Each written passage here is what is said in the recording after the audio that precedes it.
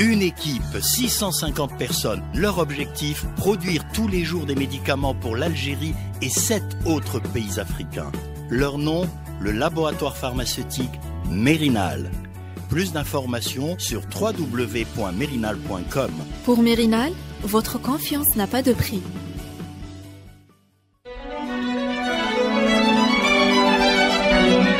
Pour bien s'entendre, il faut bien s'écouter. Rendez-vous sur M, la petite radio du Grand Maghreb. Radio M, le café presse politique.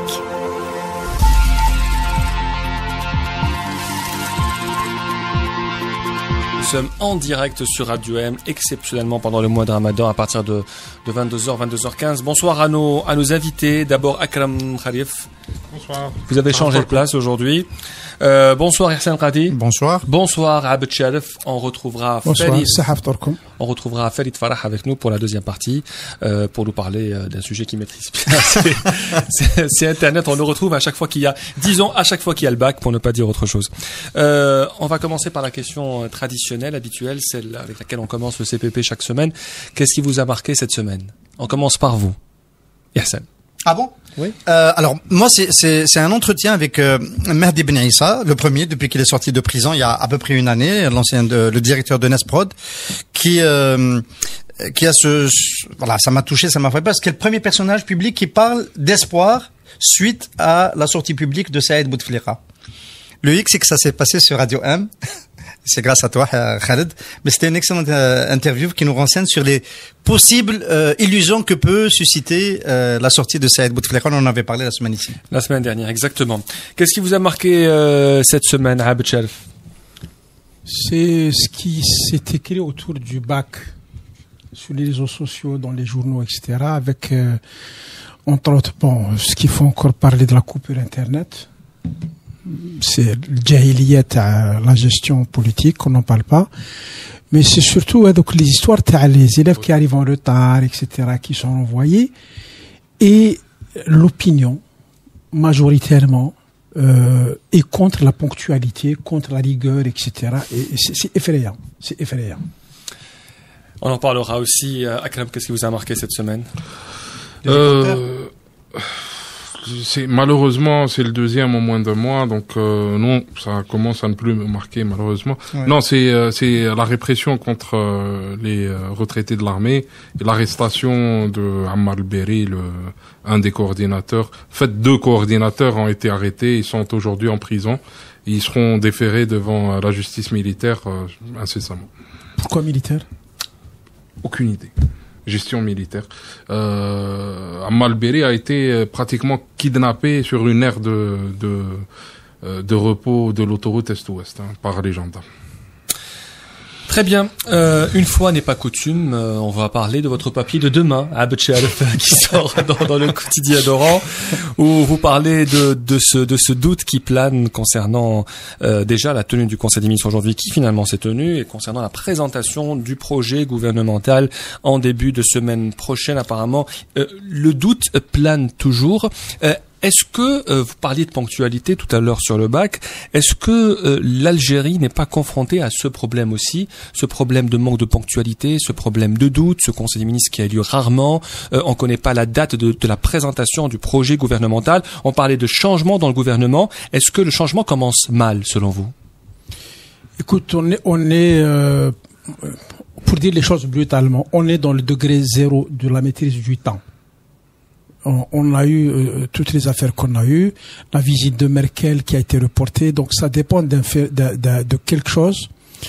Tout le monde connaît, mais dans les milieux officiels, dans la parole officielle, ça ne vient jamais.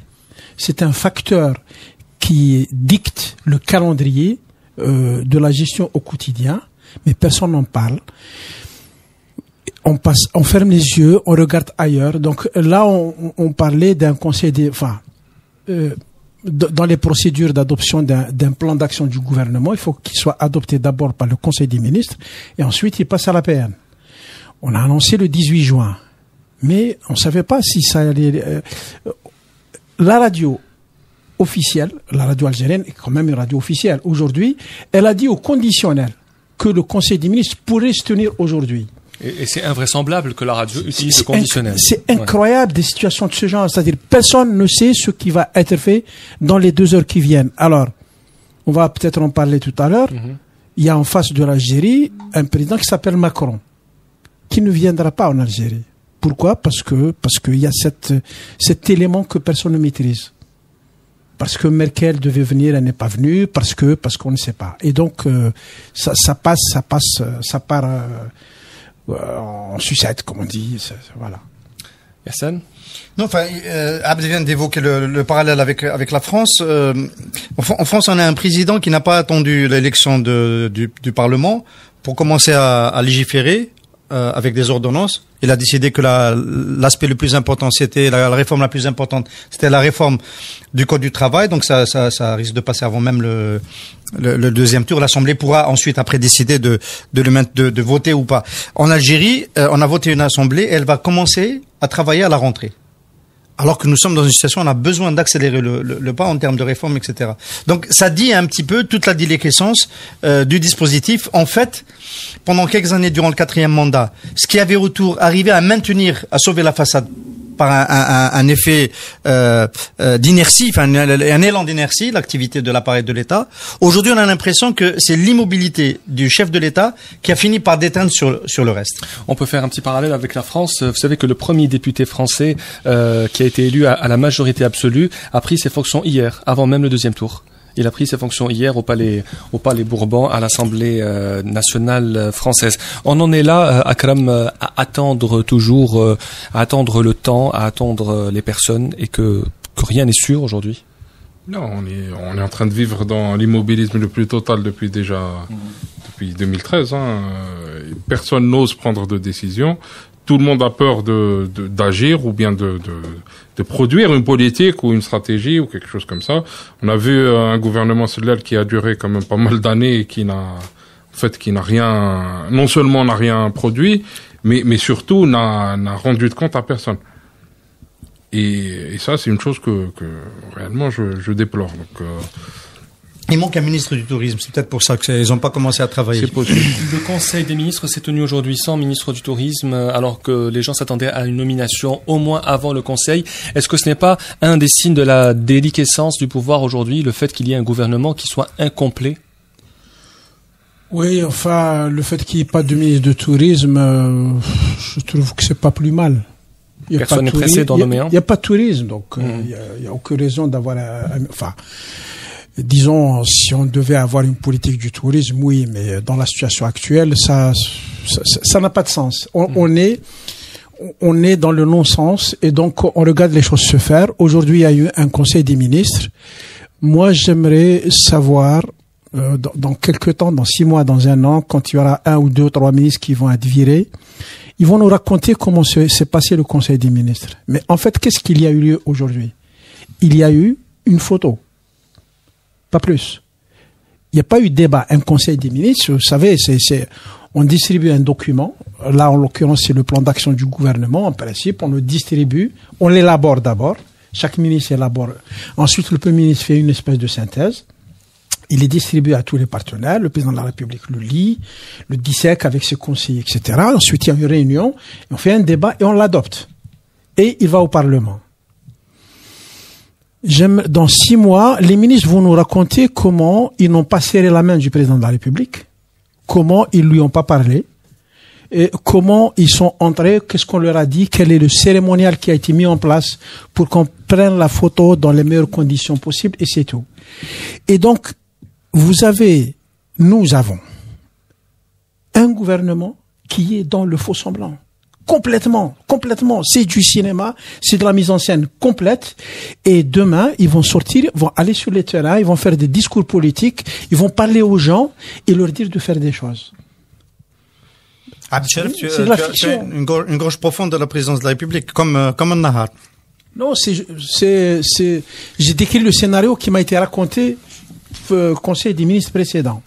Mais ça marque aussi, en fait, quand on regarde attentivement, ça montre aussi sur le temps le changement de la composante, humaine du gouvernement.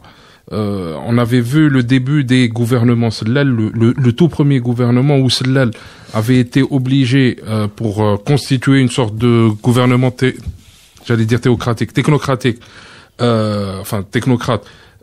Il avait été obligé de puiser dans le gisement des walis et non pas des gens qui viendraient des appareils des partis.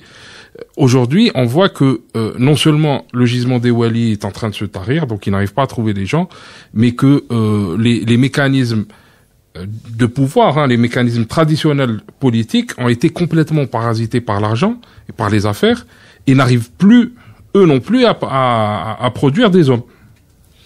Il y a eu un très bon papier aussi sur TSA aujourd'hui, signé par Yassine Babouche, qui dit que il y a tellement de wali qui ont été nommés, de PDG, que pour l'instant, toutes ces wilayas sont maintenant sans wali. Exactement. Ces entreprises sans PDG, comme l'ANEP, comme Sonelgaz, et cela engendre d'autres difficultés, d'autres problèmes. Cette vacance du pouvoir quitte ailleurs. Oui, Hassan? C'est pas dramatique pour l'ANEP. C'est pas dramatique parce que c'est un monopole, hein. C'est pas la gestion de monsieur Kawan, là. Il y a un monopole, donc de facto, tout le monde passe par l'ANEP quand il faut communiquer. En fait, ça c'est la forme qui dit toute la difficulté qu'il a pour toutes les raisons qu'on vient d'évoquer. Mais pendant ce temps, il y a un homme qui est venu nous rappeler les challenges ce week-end dernier. C'est Ahmedou Yahya. Ahmedou Yahya nous a dit on peut plus continuer comme ça. Ce gouvernement doit être audacieux. Il doit remettre les Algériens au travail et il doit notamment privatiser les entreprises publiques qui sont en difficulté. C'est un agenda, il l'a proposé au gouvernement. Il est dans le contenu politique. Et en même temps, en nous disant cela, moi je le perçois comme étant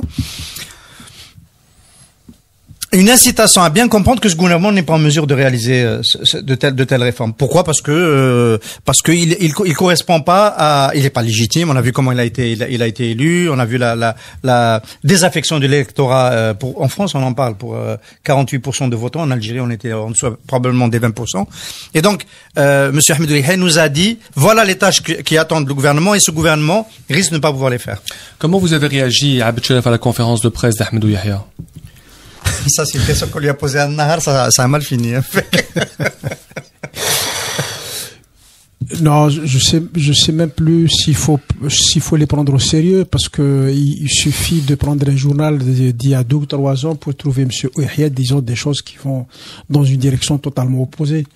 Il a cru un jour réinventer le patriotisme économique, rappelez-vous, donc le tout État, etc., le 51-49, donc voilà, c'est quelqu'un qui navigue au gré du temps, mais il est un peu comme toute cette classe politique que je qualifie d'officielle, si tu veux. Dans l'absence de vision, alors qu'est-ce qu'on fait? C'est des velléités, on essaie de sentir soit le sens du vent et donc on enfourche cette vague, ou bien on est là pour avec des idées très précises. Alors moi je retiens deux éléments cette semaine. Les 2 premières, disons, manifestations de la volonté du gouvernement Tebboune, c'est quoi? Ce qui a été rendu public. La première, c'est la remise en cause de distribution de terres agricoles au profit de proches du Premier ministre, de ses copains, de ses amis, etc. Donc c'est une fuite organisée visiblement du côté du gouvernement, du Premier ministère, et on dit que M. Tebboune va annuler tout ça. La deuxième chose qui est encore, faut descendre un peu plus bas dans l'échelle de la politique, c'est le ministre de la Communication qui estime que il faut revoir l'histoire des cartes de presse parce qu'il y en a une vingtaine qui sont fausses. Écoute, quand tu vois des nouveaux chefs d'État qui arrivent en Europe ou ailleurs, même en Afrique, quand même en Tunisie, quand ils élaborent des feuilles de route et des projets, tu te sens mal à l'aise. Est-ce que vous avez une carte de presse? Non, la presse électronique est exclue de carte. Est-ce que vous pensez quand même que le nouveau ministre va insuffler quelque chose dans ce secteur, même si ça commence mal avec cette déclaration? Est-ce qu'on peut s'attendre à des choses positives? Mal, hein. Votre sourire... C'est pas mal. Il se propose de réviser les listes. Pourquoi c'est mal? Est-ce que c'est une manière de tacler? C'est à moi qu'il a posé la question, donc je vais lui répondre. Non, monsieur Green, il fera rien du tout. Alors, le Conseil des ministres a eu lieu aujourd'hui pour continuer sur le plan économique. Donc, le plan gouvernemental ne sera pas encore présenté. Est-ce qu'on peut s'attendre maintenant à une nouvelle politique économique du gouvernement, puisqu'il y a un nouveau ministre des Finances, il y a une nouvelle task force. Est-ce que vous pensez que dans le gouvernement actuel, il y a cette volonté de prendre le taureau par les cornes et d'établir une nouvelle politique économique? Oui, si le pétrole est à $100. S'il reste à 50, non. La nouvelle politique économique, écoutez, il faudra demander à M. Sellel s'il a retrouvé son cartable, parce qu'on attend toujours son nouveau modèle économique. On se rend compte avec quelle facilité toute une partie du pays officiel et dans la société aussi, toute une partie du pays est bernée par des absurdités comme le nouveau modèle économique. Rappelez-vous qu'on a vécu avec ça pendant 2 ans, depuis juin 2015. 2015. Depuis juin 2015, on a vécu avec cette absurdité d'un nouveau modèle économique initié par qui? Par M. Sellel. Et puis il y a des mots qui sont venus, task force, cadrage budgétaire. Et puis tu as des experts qui ont parlé autour de tout ça. M. Boukhalifa, ministre des Finances, qui parlait lui de bancarisation. Et donc on a vécu dans une fiction totale. Et les gens étaient là, ils débattaient de choses absurdes. Aujourd'hui, on est en attente. On demande à M. Tebboune de nous vendre une illusion de ce genre.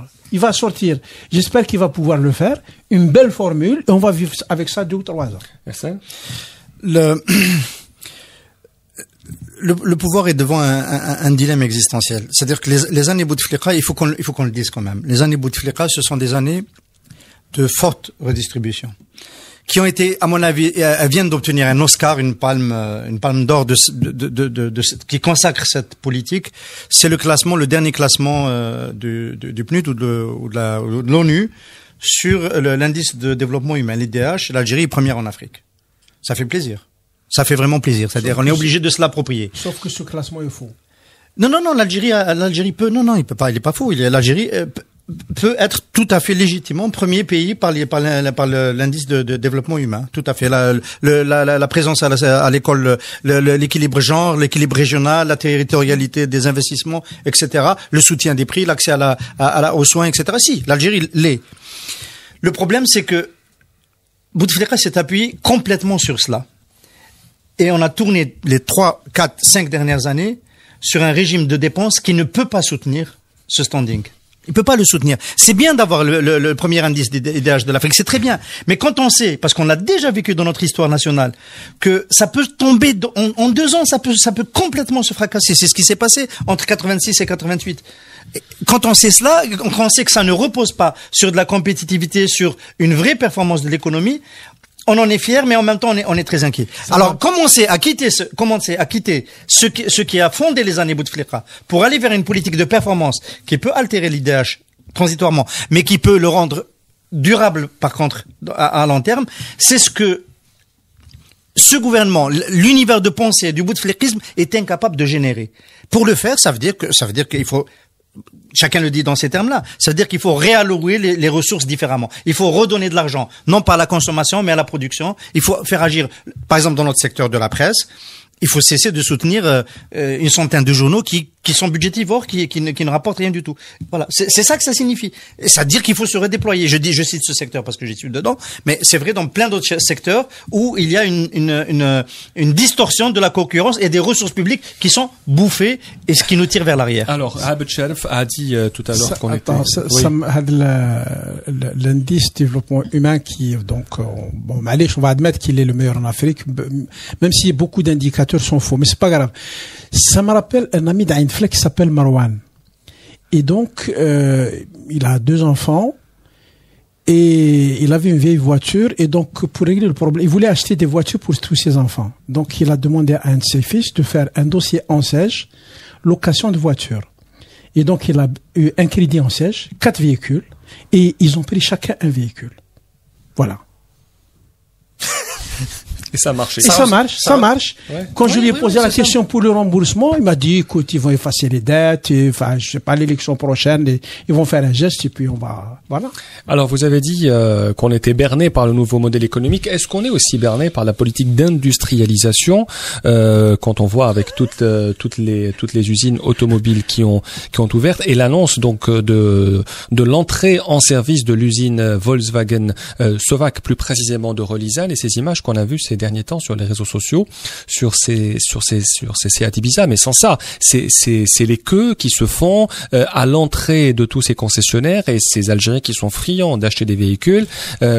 Première question qu'on se pose, est-ce qu'on est vraiment dans la crise quand on voit des gens, des centaines de clients qui sont à 6 heures du matin pour aller acheter des véhicules à 2 millions de dinars? Est-ce qu'on est vraiment dans la crise là? Première question avant de passer à autre chose sur le secret de cette industrialisation et pour savoir si vraiment est-ce qu'on fabrique des véhicules ou est-ce qu'on les assemble ou est-ce qu'on les ramène mais vraiment complètement assemblés ici. L'affaire Tahkout, elle a montré que le cahier des charges n'obligeait pas les sous-traitants, les assembleurs en Algérie. Il était vague. Il leur permettait. En fait, il disait rien sur les 2 premières années.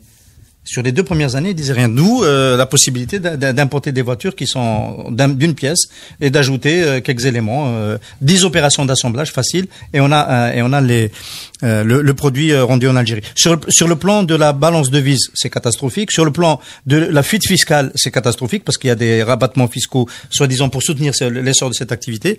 Mais on peut toujours dire, en étant généreux, que c'est quelque chose qui va peut-être implémenter en Algérie une industrie de l'automobile sur les 5-10 prochaines années. Et donc, c'est un départ possible.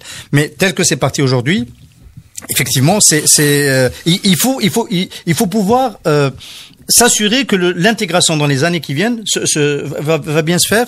Et de ce point de vue-là, les propos ne sont pas rassurants. Monsieur Morad Almé de Slovaque a dit il faut au minimum 5 ans pour pouvoir commencer à intégrer. Et donc, sur 5 ans, à mon avis, il faut peut-être une pression plus forte du cahier des charges et du régulateur. C'est le contexte algérien qui pose problème parce que l'usine slovaque de Relizane ou l'usine de Tahkout, ça peut devenir une vraie usine de montage dans 10 ans, comme ça peut devenir une espèce de Fukushima qui coûtera plus cher à l'entretien ou au démantèlement que, c'est-à-dire, on va se retrouver devant un problème. Qu'est-ce qu'il faut en faire? C'est un peu comme la SNVI. La SNVI a reçu l'équivalent d'à peu près $1 milliard il y a 2 ans. Et on en a parlé, $1 milliard. Pour la moitié de ce budget, le Maroc a déjà importé 1 million de véhicules. La CNVI, le Maroc a exporté. Exporté. Et en plus, au Maroc, c'est l'exportation. Donc, ils ont exporté 1 million de véhicules avec $1,5 milliard. La CNVI a pris $1 milliard il y a 2 ans. Il y a 2 ans, Marc. Et il y a déjà un problème de paiement des salaires. Donc, c'est un contexte algérien qui fait que une bonne idée peut devenir une catastrophe. Et dans toutes ces usines, moi je me rappelle dans les années 80, l'ancien président Mebella Ahmo, il avait fait une déclaration à propos de l'industrie Taabou Medine. Il a dit c'est de la quincaillerie. Ça a choqué les Algériens. Ça a choqué beaucoup de managers, beaucoup de gens qui étaient sincèrement engagés dans cette démarche. Et puis avec le temps, quand on s'est retrouvé avec des usines qu'on n'a pas su moderniser, qu'on n'a pas su accompagner dans le monde de l'industrie moderne, on s'est rendu compte que c'est devenu des boulets pour l'économie algérienne. C'est une réalité. Donc, qu'est-ce qu'on va en faire? En l'état actuel des choses, l'État sera probablement amené à payer pour démanteler les usines automobiles dans 5 ou 10 ans. C'est aussi catastrophique que cela, ces usines d'assemblage d'automobiles à Kalam? C'est un phénomène, hein. C'est un phénomène qui a joué sur les effets d'annonce parce que ça faisait joli, parce que Bouchouar voulait insister pour que l'Algérie se dote d'une industrie automobile. Moi, ce que je comprends pas, c'est que cette décision de doter l'Algérie d'une industrie automobile privée, pourquoi elle s'est portée sur ça? Pourquoi pas sur des secteurs qui sont au cœur du business algérien, que sont l'énergie avec les énergies renouvelables, que sont la pharmacie, que sont les nouvelles technologies, etc. Ça arrive, hein, les smartphones vont devoir être assemblés en Algérie bientôt. Il va y avoir des quotas et obligations de les assembler en Algérie. Je ne fais pas l'avocat de bonne, mais c'est prévu. C'est prévu. Dans cette histoire, c'est que quand quelqu'un au gouvernement ou quelque part dans l'administration, ce qu'on peut appeler l'administration économique, quand quelqu'un trouve une idée, elle est jetée dans la rue de manière isolée et nous avons un pouvoir qui ne fonctionne tellement pas qu'on se rend pas compte que tout ça, c'est de la cohérence. Il faut mettre de la cohérence et du suivi dans tout ce qui se fait. Pour mettre de la cohérence, il faudrait au minimum avoir un conseil des ministres qui se réunit. Et il n'y a pas de conseil de ministres qui se réunit. On voit pas souvent le président de la République. C'est peut-être une des raisons qui ont poussé le président français Emmanuel Macron à choisir le Maroc comme première destination pour une visite officielle en dehors de l'Europe et après l'Allemagne évidemment, puisque il se rend au Maroc en visite dite personnelle. Première question, oui, c'est l'aspect donné, c'est le nom donné à cette visite. Ce n'est ni officiel ni d'État, c'est une visite personnelle. D'ailleurs, il sera pas accompagné par des ministres et par des hommes d'affaires. Il déroge à la règle puisque ses 3 prédécesseurs avaient toujours choisi l'Algérie comme première destination, que ce soit Jacques Chirac, Nicolas Sarkozy et François Hollande. Pourquoi est-ce qu'Emmanuel Macron commence par le Maroc et pas par l'Algérie? Comme première destination au Maghreb. Hein. Voilà, au Maghreb. Pourquoi est-ce qu'il commence par le Maroc et pas par l'Algérie? Est-ce que c'est parce qu'il était en Algérie pendant la campagne électorale? C'est ce qui est entre autres avancé par ses conseillers. Bon, déjà, le fait qu'il ait présenté sa visite au Maroc comme étant une visite personnelle peut lui donner l'occasion d'annoncer sa prochaine visite officielle à l'Algérie comme étant la première visite officielle. Donc, sur ce plan-là, il peut jouer sur les mots. Il y a aussi le fait que c'est actuellement très difficile pour le président Bouteflika d'accueillir un président français. Hein. C'est peut-être une des raisons de l'annulation de la visite d'Angela Merkel. C'est les Algériens qui ont demandé à ce qu'elle soit reportée. Oui. Il n'y a pas d'interlocuteur en Algérie. Il y a quand même, voilà, là encore, c'est une situation avec de multiples acteurs et de multiples facteurs. Il y a la situation interne dans le pays. Macron qui viendrait en Algérie aujourd'hui, son interlocuteur, ça serait qui? Il n'a pas disons, ce plan constitutionnel, il n'est pas habilité ça serait dégradant pour le président français qui viendrait de notre reçu que par Tebboune, c'est clair. Pour n'importe quel président d'ailleurs. Il y a ce volet. Et ensuite, tu as le volet de la politique Macron vis-à-vis du Maghreb et vis-à-vis donc le Maghreb incluant la Libye et sur le Mali. Faut pas oublier que je crois que c'était la première visite de Macron à l'étranger, c'était au Mali. Donc il y a tout ça à mettre en place. Après l'Allemagne, bien sûr. Je suppose que Macron est en train de mettre en place un dispositif qui inclut le Maroc, l'Algérie, la Libye, le Mali avec un peu de cohérence avec l'Allemagne sera un acteur au moins sur le plan économique de ce dispositif. Et donc ça se met en place et les visites officielles ne sont pas les plus importantes dans ce genre de situation. C'est les discussions informelles, c'est la diplomatie, c'est les services spéciaux, c'est tout ce monde-là qui met en place ce dispositif. Je pense que d'ici la fin de l'été, les choses seront beaucoup plus claires. Je pense que le président Macron a célébré Alger et l'Algérie en nommant le dernier ambassadeur français à Alger, M. Bernard Rémier, à la tête de la DGSE. C'est une manière de dire l'importance de l'Algérie. Il faut aussi préciser que dans le communiqué de la présidence française, on parle d'une visite dans les prochaines semaines. C'est comme dans le jargon diplomatique français, dans les prochaines semaines, c'est entre juillet et décembre, même s'il y a des rumeurs d'une probable... Oui, il y a une rumeur d'une probable visite au mois de juillet. Moi, j'ai envie quand même d'insister sur ce qu'a évoqué Abdel. Macron a surfé sur une dynamique de victoire qu'il a concrétisé au premier tour des élections législatives en France, en se déployant à l'international comme un acteur de grande volée. Il a été au sommet du GUIA, il a été l'interlocuteur de Trump, l'un des principaux sur la question climatique, renégocier le pacte germano-français au G5 Sahel. Avec Merkel, discuter avec May, des difficultés du couple britanno-français, etc. Poutine, c'est l'Européen qui a encore tendu la main un Poutine. Voilà, il est dans ce théâtre de grands acteurs du monde. Et quand il s'agit de développer sa politique maghrébine, il risque de se trouver devant Tebboune ou devant un Bouteflika Afon et ça pose un vrai problème. C'est-à-dire que nous, on se rend pas compte. Il y a peut-être eu Sassou Nguesso qui nous a fait la générosité de rester un moment au chevet de Monsieur Bouteflika. Mais dans la dynamique où se trouve aujourd'hui Emmanuel Macron, ça fait tâche de venir à Alger. Je peux dire que ça va mal se passer entre l'Algérie et la France dans les prochains mois. Ça va mal se passer parce que ça a décrit un petit peu la stature que Macron est en train d'acquérir à l'international. Et puis, il a un autre avantage. C'est un président jeune et qui vient sur la scène. Alors que les autres, Merkel, elle est plutôt en fin de cycle. Poutine, il est en fin de carrière. Trump, Poutine n'en sait rien. Merkel risque d'être réélu. Oui, ça fait 25 ans qu'il est là, donc on sait qu'elle est. Par contre, Macron, c'est le jeune qui arrive. Et donc, il va avoir une place de plus en plus importante, au moins, enfin, même si c'est une illusion, sur les 12 prochains mois ou les 2 prochaines années, c'est quelqu'un qui va apparaître comme le symbole de quelque chose dans le monde. Et face à ça, ça va très mal se passer avec l'Algérie.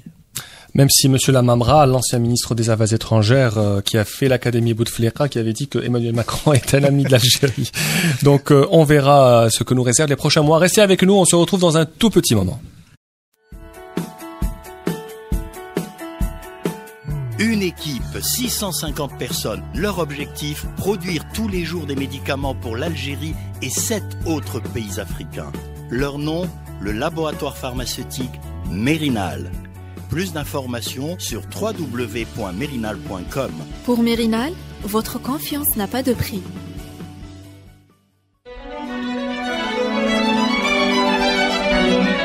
Pour bien s'entendre, il faut bien s'écouter. Rendez-vous sur M, la petite radio du Grand Maghreb.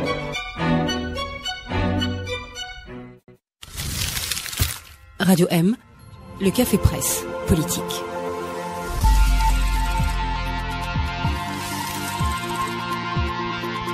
Bienvenue à la deuxième partie du Café Presse Politique. Je suis emporté par la conversation avec Abed Cherf. Donc, bienvenue à la deuxième partie. Bienvenue à notre invité Farid Farah. Merci d'être venu. Merci. On va parler du baccalauréat, on va parler d'une aberration qu'on a vécue l'année dernière. Vous avez utilisé le mot jahiliya, c'est vous, je pense, en parlant de ces coupures d'Internet. Alors, l'année dernière, Luc Cholet a écrit sur Facebook que la Securitat a accepté de nous rendre Internet après 18 heures. Est-ce que c'est vraiment une gestion sécuritaire, complètement autoritaire de l'accès d'Internet en Algérie en coupant Internet du pays pour la deuxième année consécutive? Comment vous avez réagi à cela cette année encore? Farid. Tu as posé une question, est-ce que c'est une gestion sécuritaire? Oui. La ministre des technologies... la ministre de la Poste et des technologies de l'information et du numérique. Est-ce que le concept me gêne? La ministre, Madame Houda Ferroun, a déclaré ce matin à la radio que cette question relève des services de sécurité. Donc c'est pas elle. Ça, pour moi, ça explique tout. Une gestion sécuritaire fait que l'école, le médicament, les armes, les radios, tout est géré selon une vision sécuritaire.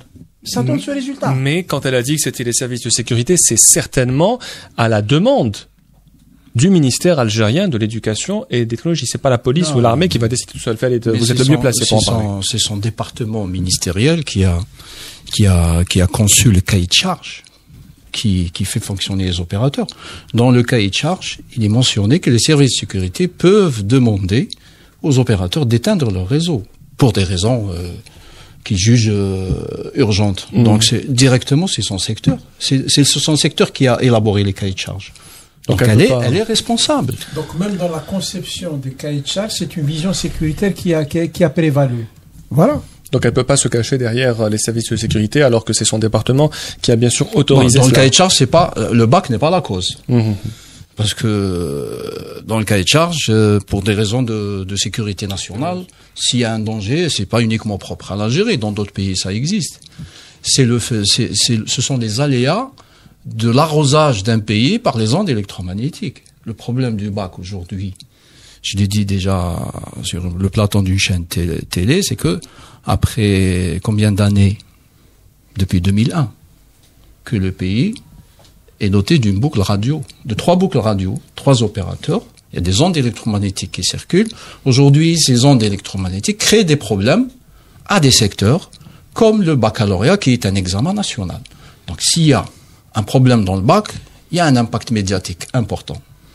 Mais en réalité, si vous allez aux universités, aujourd'hui aux universités, il y a une fraude généralisée en utilisant les réseaux sociaux. On utilise les ondes électromagnétiques.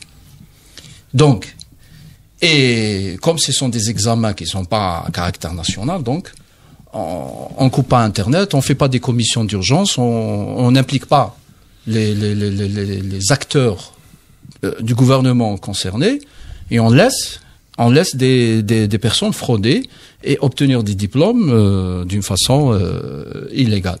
Aujourd'hui, couper l'Internet, c'est une atteinte au droit numérique d'une nation. Laisser l'Internet utilisé pour frauder, c'est aussi une atteinte au déroulement d'un examen. Le bug, il est où? Le bug, c'est que pendant plus de 20 ans, c'est ça, 20 ans depuis plus de 15 ans, on n'a pas réfléchi sur la gestion, comment distribuer des technologies numériques dans la gestion d'un pays avec des normes internationales.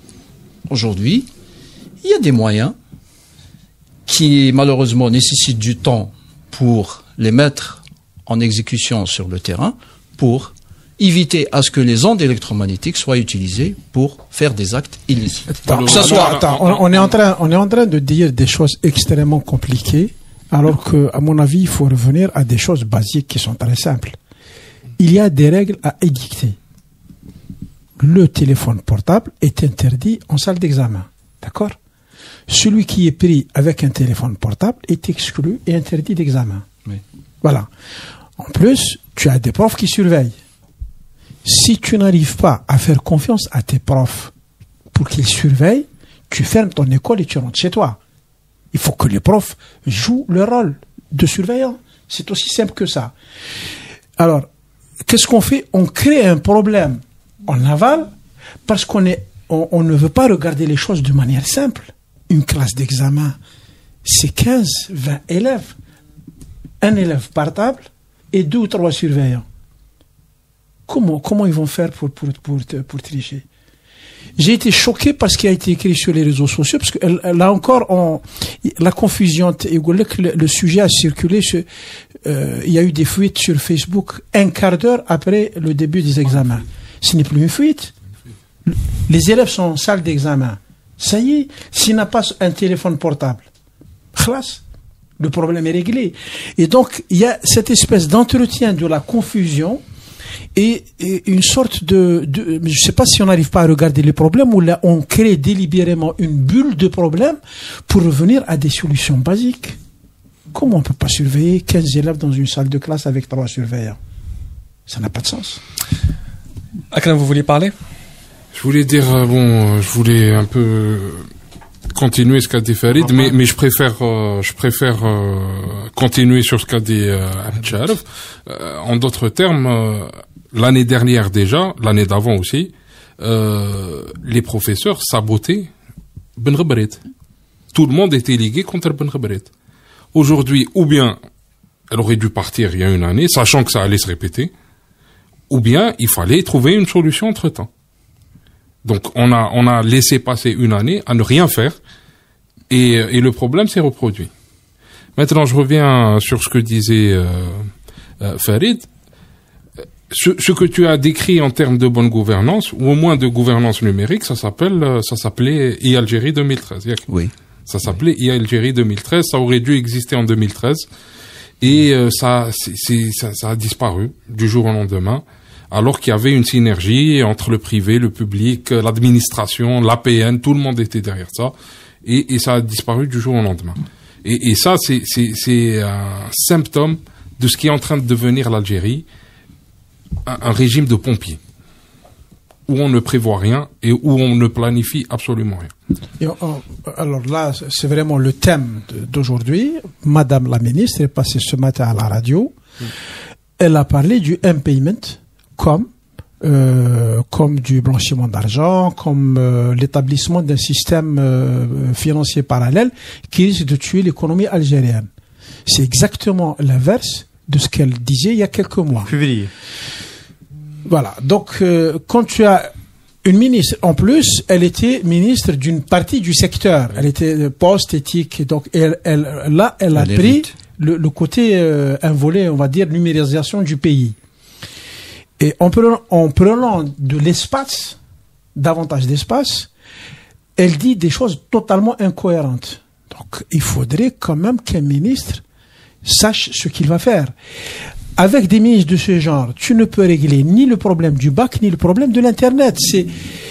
Ça m'amène à dire que ce sont les ministres qui sont le problème. C'est pas le bac, c'est pas la fraude, c'est pas les fuites, c'est les ministres qui sont le problème. Moi, j'ai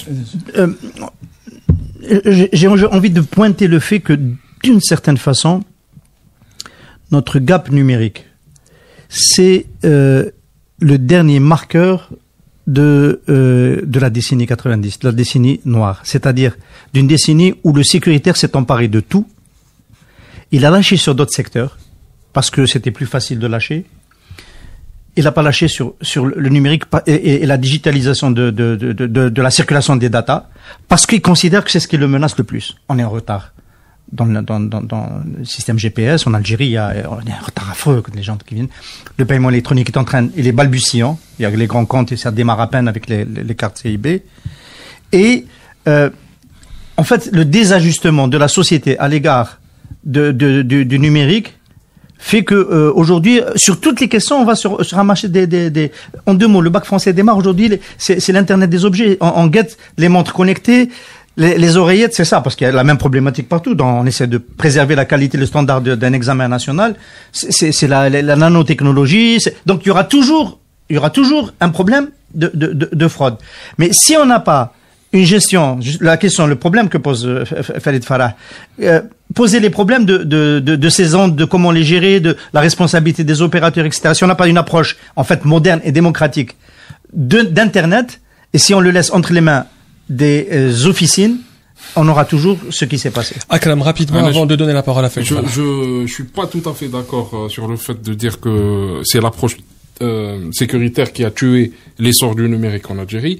Non, c'est la nature même du système algérien, du régime algérien qui a tué ça. Parce que le régime algérien est un régime extractif, qui extrait de la richesse des ressources, et refuse qu'il y ait dissémination égale et égalitaire des richesses et des opportunités, ce qu'offre le numérique aujourd'hui. Tout le monde aujourd'hui peut devenir entrepreneur sur le numérique. Et ça, l'État, le régime algérien le refuse.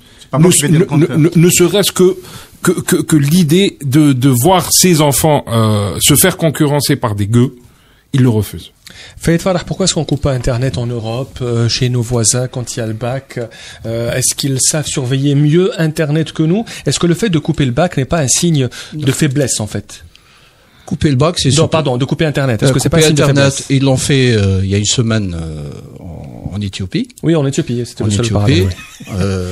Ils l'ont fait pendant plus d'une semaine. On ne devrait pas rire. On ne devrait pas rire. C'est une croissance à 2 chiffres. Absolument, on ne devrait pas rire. Voilà. Et moi, je voudrais pas m'axer sur la coupure d'Internet pendant les épreuves du bac. C'est un détail pour moi. Moi, je voudrais aller vers le fond. J'ai écouté aujourd'hui sur YouTube, la ministre. Première impression que j'ai eue, je me suis rappelé de mon enfance. Elle m'a fait rappeler la révolution agraire et la révolution industrielle en parlant de révolution du numérique. C'est une ministre qui est complètement à côté de la plaque. Aujourd'hui, j'ai fait le constat. Je ne sais pas si c'est le ramadan ou elle est complètement à côté de la plaque. Je m'attendais à entendre les termes logiciels, haute disponibilité des réseaux, mise en commun des connaissances, mutualisation. Qu'est-ce que j'entends? J'entends du FTTH, j'entends du Wi-Fi outdoor. Ce sont des technologies de télécom qui sont devenues aujourd'hui des gadgets. Alors, pour appuyer Farid, moi j'ai parlé de Madame Benrabret. J'attendais qu'elle parle de science, de savoir, de pédagogie, de poésie, de philosophie, quand elle préparait le bac. Elle parlait de quoi? 60 000 flics. Police, couper Internet, fraude, fuite, voilà. C'est une logique générale d'un discours qui est là, qui est présente. Attends, je continue. Quand elle parle elle montre le paiement électronique comme étant une réalisation importante. Aujourd'hui, selon le ministère, ce ministère qui a hérité des activités de secrétariat ou du ministre délégué qui est parti, délégué à l'économie du numérique. Aujourd'hui, un Algérien qui n'a pas une carte bancaire n'a pas le droit d'effectuer un paiement électronique. Pourquoi? Aujourd'hui, nous avons plus de cartes SIM en activité. Nous avons 40 millions de cartes SIM en activité, plus de comptes bancaires. Pourquoi désactiver? Pourquoi rendre absent le paiement électronique mobile? Aujourd'hui, un simple logiciel chez un opérateur peut généraliser l'utilisation du paiement électronique à toute l'Algérie, et encore les Algériens adorent le téléphone portable. On peut utiliser le téléphone portable pour faire diffuser la mentalité bancaire vers tous les Algériens, et surtout dans les zones rurales. Aujourd'hui, j'entends Madame la Ministre dire que la solution du Kenya, le M-Pesa, Pesa en kenyan c'est argent, donc l'argent mobile, pour elle, c'est un réseau de blanchiment d'argent en Afrique. C'est extrêmement grave, ce genre de propos, pour moi. Aujourd'hui, le paiement électronique, le paiement mobile, le transfert d'argent mobile, c'est devenu une activité directement liée à l'économie numérique. Elle parle d'économie numérique, elle dit qu'il y a un vide juridique, elle dit que le commerce électronique, il faut qu'on élabore la loi d'abord. Mais ça fait 3 ans. Mais aujourd'hui, vous avez parlé de Macron tout à l'heure. Macron, avec toute la dynamique qu'il a fait propulser à l'Élysée, n'a pas jugé important de nommer un ministre du numérique. Il s'est contenté d'un secrétaire d'État. Oui, parce que c'est très développé en France. Oui, mais pourquoi? Justement, pourquoi il s'est contenté d'un secrétaire d'État numérique? Parce que le principe de l'économie numérique, c'est le partage des connaissances, c'est la délocalisation, c'est la valorisation de l'entreprise, la capitalisation de l'entreprise. Ce n'est pas une gestion politique. Farid, Internet en Algérie est géré comme un grand cybercafé.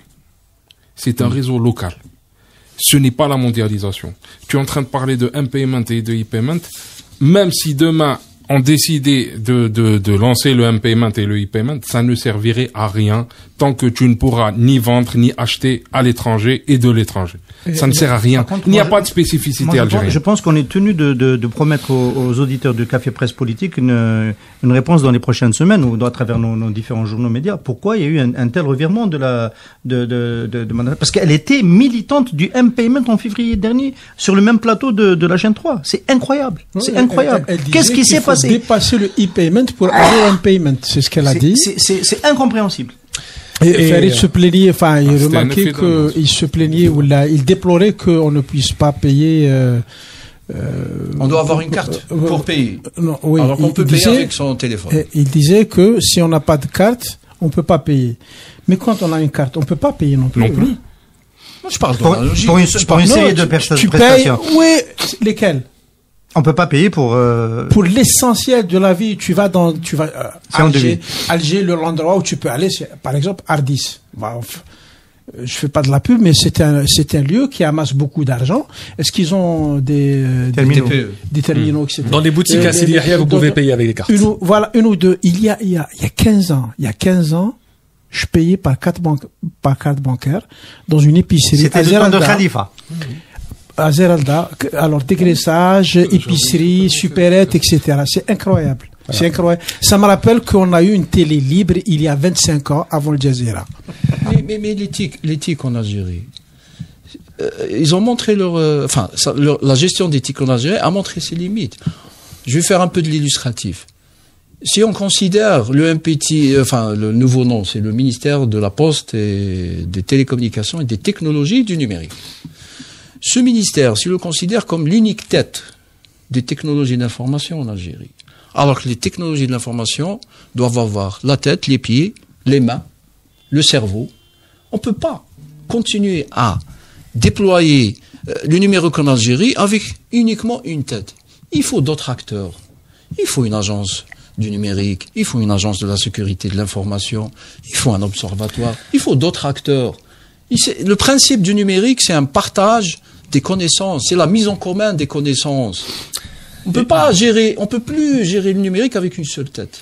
Et vous avez Mohamed Bakir qui vous dit sur Twitter, le FTTH en cours est une technologie dépassée, la fibre multimode utilisée pour la montée en débit et du rébut. Voilà, c'est ce que vous disiez la 5G. Il y a quelques instants. 5G, absolument. Pourquoi s'encombrer avec la FTTH? Dans 2 ans, on va avoir la 5G, acheter un modem et le placer à la maison. Merci beaucoup Fayed Farah d'être venu. Merci également à vous Abd Sharif. Merci Hassan Qadi. Merci Akram Khalif. Merci à vous. Mercredi prochain, 22h, c'est Souhila Ben Ali qui sera aux commandes. Restez. C'est 22h30. Oui, et on devine pourquoi. Tu penses que je serai là? Merci beaucoup pour votre fidélité. À très bientôt. Une équipe, 650 personnes. Leur objectif, produire tous les jours des médicaments pour l'Algérie et 7 autres pays africains. Leur nom, le laboratoire pharmaceutique Mérinal. Plus d'informations sur www.mérinal.com. Pour Mérinal, votre confiance n'a pas de prix.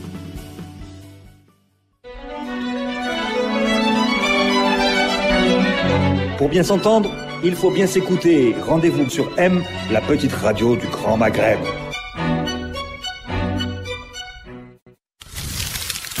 Radio M, le café presse politique.